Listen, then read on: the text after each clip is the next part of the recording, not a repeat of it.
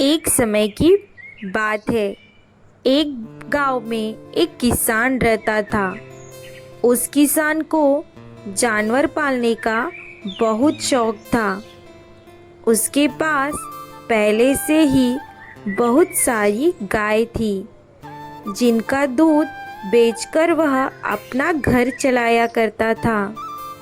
एक दिन उस किसान ने एक खरगोश और एक बंदर को भी अपने घर में पाल लिया। अब काफ़ी दिन गुजरने के बाद उस किसान ने खरगोश और बंदर के साथ खेलने का सोचा और वो खेत पर चला गया। किसान ने अपने खेत में बहुत सारे छोटे छोटे गड्ढे कर दिए और किसी एक गड्ढे में किसान ने एक गाजर छुपा दिया। फिर उस गड्ढों पर मिट्टी डालकर उन गड्ढों को बंद कर दिया और उस किसान ने खरगोश और बंदर को उस गाजर को ढूंढने के लिए कहा। किसान के बताए गए काम को करने के लिए वो दोनों खेत में आ गए। खरगोश बहुत ही कॉन्फिडेंस था और उसे अपने आप पर बहुत विश्वास था। उसने एक एक गड्ढे को खोदना शुरू कर दिया और गाजर ढूंढने लगा। लेकिन बंदर जो था वह बहुत ही नेगेटिव और आलसी था। उसने सोचा कि खेत में इतने सारे गड्ढे हैं और वह गाजर किसी एक गड्ढे में है, इतना कौन ढूंढेगा।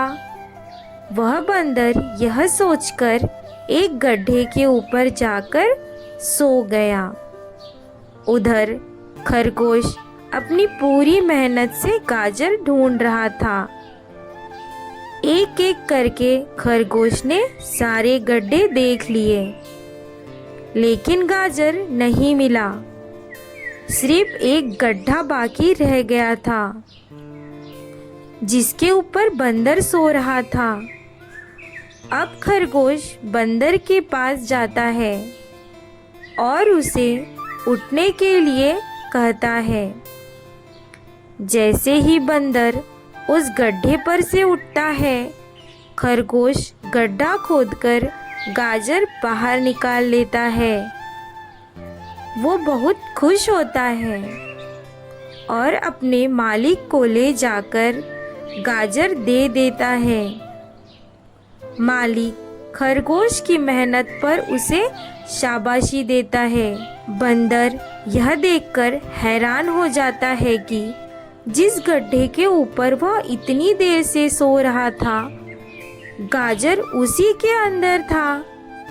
वह सिर्फ एक बार खोदकर देख लेता तो गाजर उसे मिल जाता और वह मालिक की नज़रों में बड़ा बन जाता।